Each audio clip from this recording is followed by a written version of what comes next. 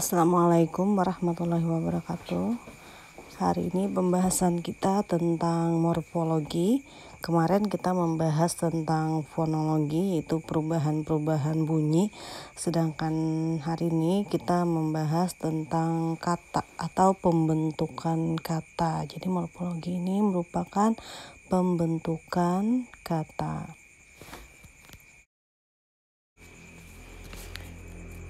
Di dalam morfologi kita juga ada membahas tentang kata baku. Jadi pembentukan kata itu adalah aturan-aturan yang diberlakukan untuk memilih kata-kata yang dianggap baku atau ragam resmi dari kata-kata yang digunakan pada situasi tidak resmi seperti bahasa slang, jargon, dan prokem. Kemudian ada kesalahan dalam penulisan kata-kata serapan asing. Dapat kalian lihat pada contoh di dalam tabel. Yang pertama, kesalahan dalam penulisan kata asing tadi. Seperti kata aktivitas itu tidak bakunya dapat kalian lihat. Jadi baku itu penulisan yang benar lah, seperti ambulans. Kalau tidak baku seperti itu penulisannya, dapat silahkan dilihat. Kemudian ibu, bapak itu kalau tidak bakunya bisa nyokap, bokap, bunda juga termasuk. Jadi dalam kata baku itu adalah ibu, bapak, sama dengan istri. Jadi bukan bini lah untuk penyebutan di dalam kata baku dan tidak baku.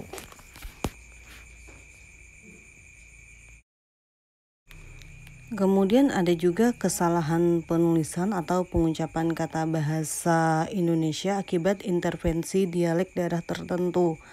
Misalnya dipengaruhi oleh bahasa daerah.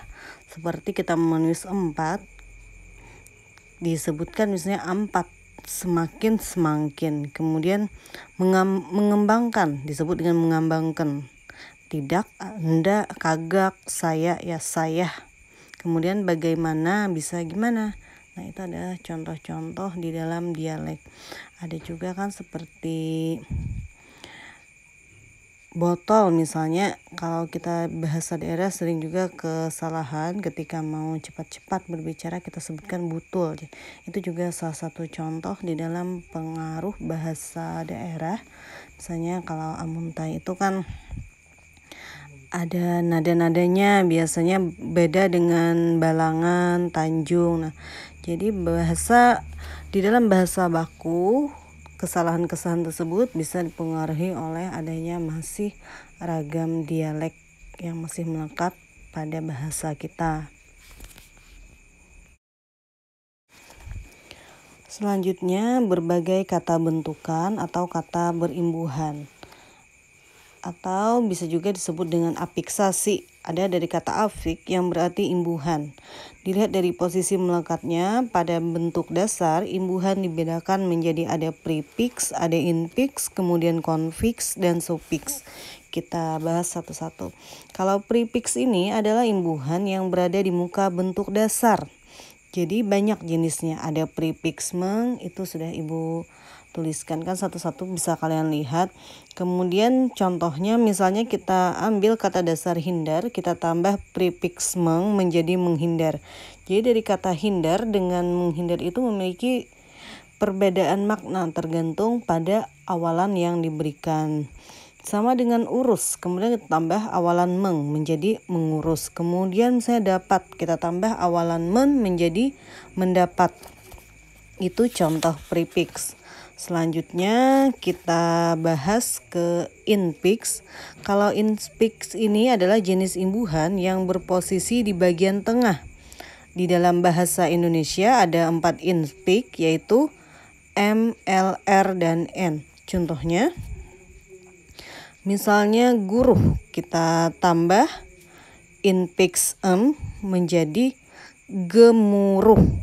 Kemudian tapak, kita tambah infiks L menjadi telapak. Sabut, kita tambah infiks R menjadi serabut. Kemudian kerja, kita tambah infiks N menjadi kinerja.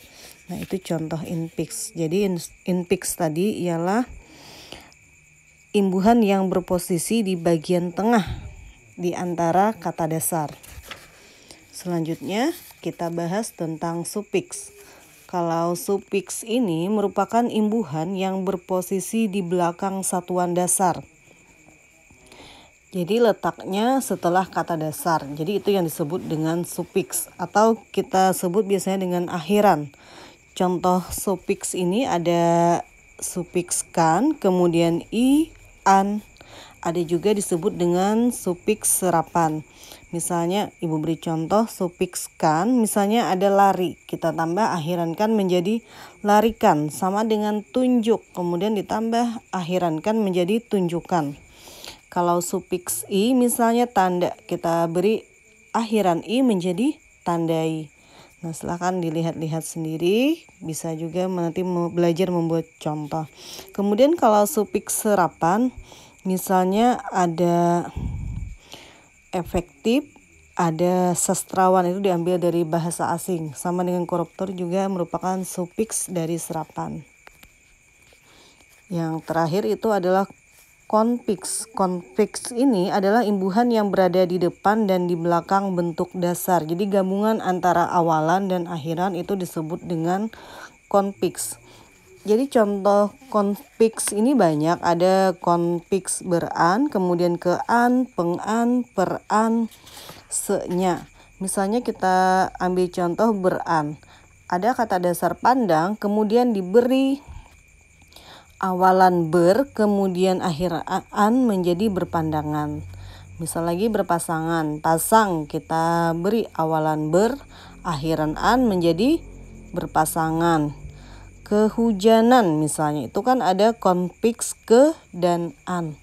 Jadi perlu diingat kalau konfiks itu adalah adanya kata dasar dan di antara kata dasar ada awalan dan akhiran. Selanjutnya kita membahas tentang kata ulang. Jadi kata ulang ini kata hasil pengulangan bentuk dasar baik seluruhnya maupun sebagian, baik dengan variasi fonem maupun tidak. Ciri-ciri kata ulang yang pertama menimbulkan makna gramatis. Artinya menimbulkan makna yang berbeda dari kata dasar sebelumnya. Yang kedua, terdiri lebih dari satu morfem. Jadi yang namanya kata ulang tidak hanya memiliki satu morfem, tetapi terdiri lebih dari satu. Biasanya paling tidak ada dua. Morfem itu merupakan kata maksudnya. Yang ketiga, selalu memiliki bentuk dasar. Jadi yang namanya kata ulang pasti selalu memiliki bentuk dasar. Yang keempat, pengulangan pada umumnya tidak mengubah golongan kata atau kelas kata. Biasanya kalau kata dasarnya kata benda, maka bentuk dasarnya pun berupa kata benda. Salah maksud ibu tadi, jika kata ulangnya berkelas kata benda, maka bentuk dasarnya pun kata benda. Sama halnya dengan misalnya kata dasarnya berupa kata kerja, maka bentuk ulangnya juga menjadi kata kerja. Yang kelima, arti bentuk dasar kata ulang selalu berhubungan dengan arti kata ulangnya. Contoh misalnya di dalam kalimat sayur mayur. Nah, itu kan contoh kata ulang. Jadi sayur itu merupakan kata dasar. Kemudian kita tambah mayur, maka menjadi sayur mayur, tetap ada kata dasar. Kemudian dikatakan tadi terdiri lebih dari satu morfem. Artinya sayur itu disebut dengan morfem, kemudian mayur juga disebut dengan morfem. Kemudian menimbulkan makna gramatis. Kalau hanya sayur, kita menyebutnya sayur A, sayur B. Tapi kalau sayur mayur itu artinya sebuah sayuran yang lengkap. Kemudian pengulangan pada umumnya tidak mengubah golongan kata atau kelas kata. Sayur mayur berupa kata benda. Nah, sayur kata benda. Kemudian kita ganti sayur mayur juga tetap menjadi kata benda. Seperti itu contohnya.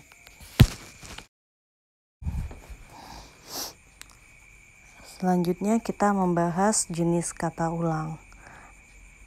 Banyak terdapat jenis kata ulang, diantaranya ada kata ulang dwilingga, yaitu kata ulang murni.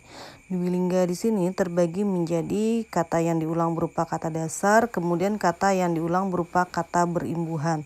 Contoh kata yang diulang berupa kata dasar yaitu misalnya jalan menjadi jalan-jalan, ciri menjadi ciri-ciri, muda menjadi muda-muda. Kata ulang berimbuhan misalnya kebaikan, kebaikan, perkebunan menjadi perkebunan.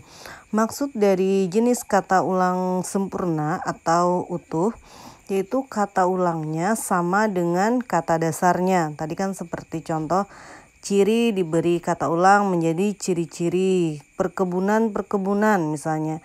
Kata ulangnya perkebunan, kemudian diberi kata dasarnya perkebunan, diberi kata ulang menjadi perkebunan, tidak merubah dari kata dasar. Yang kedua, dwilingga salin suara. Kata ulang dwilingga salin suara yaitu kata yang dibentuk dari pengulangan bentuk dasar yang disertai perubahan salah satu fonemnya, baik berupa fonem vokal maupun fonem konsonan. Misalnya perubahan fonem vokal, kita lihat perubahan dasarnya terletak pada posisi pertama dan unsur ulangnya terletak pada posisi kedua. Contoh, kata dasarnya gerak, kemudian menjadi gerak-gerik, tindak menjadi tindak tanduk. Itu contoh perubahan dasarnya terletak pada posisi pertama. Kemudian jika bentuk dasarnya terletak pada posisi kedua dan unsur ulangnya terletak pada posisi pertama disebut dengan regresif. Contoh, kata dasarnya balik, tetapi tadi kata ulangnya di posisi pertama menjadi bolak-balik. Seperti halnya dengan coret. Coret itu kan merupakan kata dasar, letaknya di yang kedua, kemudian ditambah kata ulang yang pertama, coret-coret. Kemudian ada juga perubahan fonem konsonan. Misalnya pada kata ulang ini bentuk dasarnya selalu di posisi pertama. Contohnya lauk menjadi lauk pauk, kemudian sayur menjadi sayur mayur. Yang ketiga ada dwipurna, yaitu kata ulang yang dibentuk dari pengulangan suku kata pertama dari bentuk dasar. Contohnya tamu menjadi tetamu, kemudian laki menjadi lelaki, jaka menjadi jejaka, saji menjadi sesaji. Yang keempat, kata ulang berimbuhan adalah kata ulang yang dibentuk dari pengulangan kata yang disertai penambahan imbuhan. Misalnya merah menjadi kemerah-merahan, besar menjadi sebesar-besarnya. Yang kelima, kata ulang sebagian, yaitu kata ulang yang dibentuk dari pengulangan sebagian dari bentuk dasar. Contohnya berdesakan menjadi berdesak-desakan, kemudian menulis menjadi menulis-nulis, tumbuhan menjadi tumbuh-tumbuhan. Ada juga kata ulang semu, yaitu kata ulang yang menurut bentuknya tergolong kata ulang tetapi sebenarnya bukan kata ulang sebab tidak ada dasar yang diulang. Misalnya kupu, itu kan dari dulu orang sudah menyebut kupu-kupu, sama dengan kura, kura-kura, tidak ada kata dasarnya. Paru, paru-paru, kemudian gado menjadi gado-gado. Nah, itu adalah kata ulang semu, artinya tidak ada kata dasarnya, tetapi penyebutannya selalu berulang-ulang.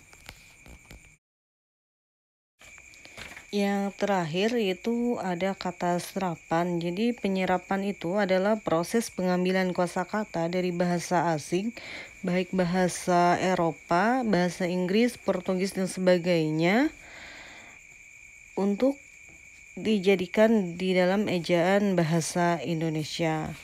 Di sini ada ibu buatkan, jadi ada kata asing, ada yang contoh penyerapan yang salah, kemudian ada penyerapan yang benar. Jadi penyerapan yang salah ini bisa dikatakan baik dari segi ucapannya maupun dari segi penulisannya. Misalnya kita sering kan menyebut formil, sebenarnya itu yang benar adalah formal. Kemudian juga ada praktek, misalnya tulisannya. Yang benar itu adalah praktik. Masa kita praktikum? Yang benar adalah praktikum.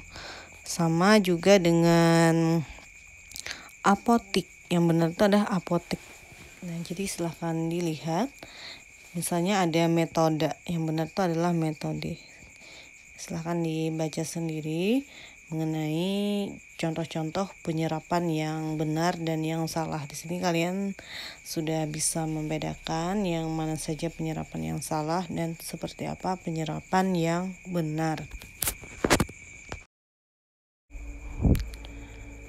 Ya, mungkin Ibu cukupkan sampai di sini pembahasan mengenai morfologi. Jadi morfologi itu adalah tentang pembentukan kata, baik ditambah imbuhan, kata ulang, kata serapan, maupun kata baku. Untuk lebih jelasnya bisa kita lanjutkan tanya jawab via Classroom. Salah hilap mohon maaf. Ibu akhiri, wassalamualaikum warahmatullahi wabarakatuh.